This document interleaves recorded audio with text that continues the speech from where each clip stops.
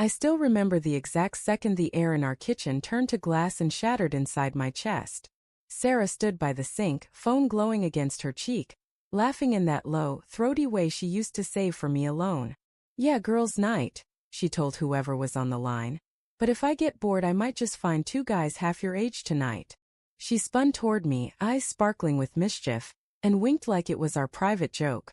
I forced a grin, the kind that doesn't reach the eyes, and said, "Have fun, babe." She kissed my cheek.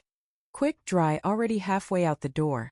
And the scent of her perfume lingered like a ghost that knew every secret I didn't. That was the hook, the barb that caught and wouldn't let go. I'd spent 15 years believing her laughter was mine, that the tiny scar on her left knee from a college hiking trip was the most intimate map I'd ever need. We'd built a life on small rituals. Sunday pancakes shaped like dinosaurs for the kids, her humming off-key while folding laundry, the way she'd trace circles on my back when insomnia clawed at me. I trusted the weight of her head on my shoulder the same way I trusted gravity. So why did that wink feel like a door slamming? Suspicion isn't a switch. It's a slow leak. I told myself it was nothing, just Sarah being Sarah, flirty, fearless, the girl who once danced on a bar in Prague because the music demanded it. But the words "half your age" kept ricocheting inside my skull. I poured a drink I didn't taste, stared at the family photos lining the hallway, and felt the first cold drip of doubt. Our daughter's gap-toothed grin in last year's Christmas card looked suddenly fragile, like it could dissolve if I blinked too hard. By midnight the house was too quiet. The kids were at my sister's, the dog asleep on Sarah's side of the bed. I opened her laptop to check the Netflix queue, stupid excuse, and saw the browser still warm. A string of messages on an app one didn't recognize. My pulse hammered so loud I barely heard the click of the trackpad. The chat was with someone named Jay. No last name, no face, just a string of fire emojis and plans for a rooftop bar downtown. "Wear the red dress," he'd written. "The one that makes husbands regret staying home." Sarah's reply. 3 eggplant emojis and a winking kiss.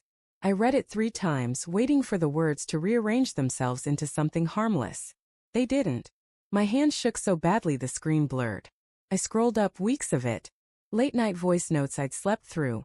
Photos of her in lingerie I'd never seen. Promises that turned my stomach. The worst part wasn't the sex. It was the tenderness. Jay called her sunshine. She called him trouble. They planned a weekend in Asheville like teenagers sneaking out, and every detail was a blade. The Airbnb with the clawfoot tub. The record store where they'd buy vinyl to play while they. I closed the laptop before I threw it. The room spun. I wanted to scream, to drive downtown and drag her out of whatever bar she was in. But the kids' drawings taped to the fridge stopped me. Crayon sons and stick figure families. I couldn't torch their world tonight. Instead I sat on the cold tile floor and cried without sound, the way you do when you're afraid the neighbors will hear. Morning came bruised and gray. Sarah slipped in at 6, heels dangling from her fingers, hair tousled in that just rolled out of someone else's bed way. She startled when she saw me at the kitchen table, coffee untouched. "You're up early," she said, voice too bright. I studied her face, the faint smear of mascara, the swollen lips, and felt something inside me calcify. "Rough night?" I asked. She laughed, but it cracked. "Just dancing. Lost track of time." She reached for me, but I stepped back. The distance between us was suddenly a canyon. I didn't confront her then. I needed proof that wasn't digital, something I could hold. So I did the thing I swore I'd never do. I followed her. Not dramatically, no trench coat or binoculars. I just knew her schedule. Thursday afternoon she told me she had yoga. I knew the studio closed early.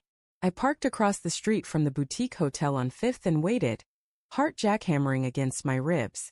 At 2:17 she appeared, arm linked with a guy who looked barely 30, all sharp jaw and expensive sneakers. They kissed in the doorway like they'd done it 100 times. I took a photo with shaking hands, then another, then drove home before I vomited in the street. The next week was a slow-motion car crash.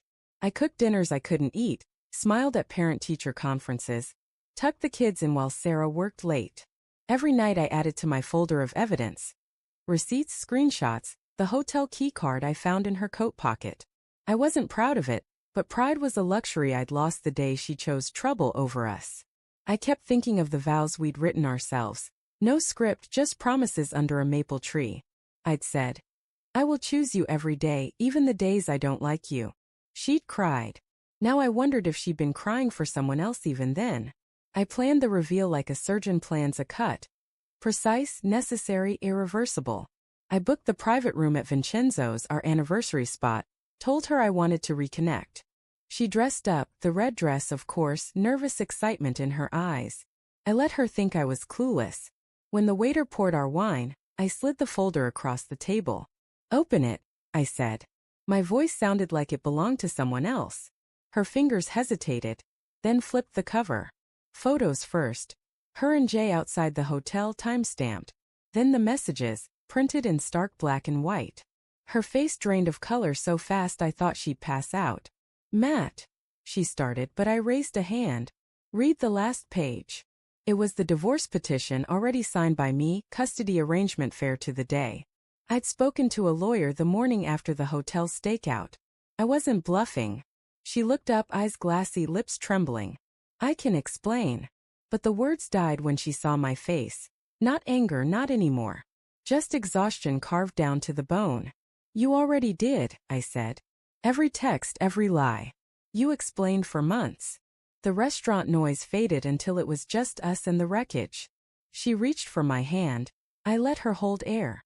I told her about the kids, how I'd shield them from the worst, how we'd sell the house and split the proceeds. I spoke calmly like I was reading a grocery list, because if I let emotion in I'd drown. She cried silently, tears cutting tracks through her makeup. I love you, she whispered. I got scared. Midlife, the kids growing up, feeling invisible. I cut her off. Don't make this about my failures. You chose. We sat in that private room until the staff hovered awkwardly. She asked if we could try counseling.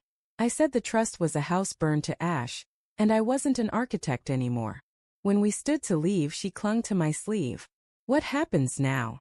I looked at her, really looked, and saw the girl I'd met at 22, terrified of thunderstorms, laughing at my terrible puns. She was still in there, but so was the stranger who'd gutted me. Now, I said, you live with the choices you made. And I learned how to breathe again. I walked out alone.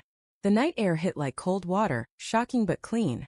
Behind me, Sarah's sobs echoed off brick walls, but I didn't turn back. Some doors once closed stay closed. And the hardest truth I carry now is this. Love isn't enough to keep someone from walking away.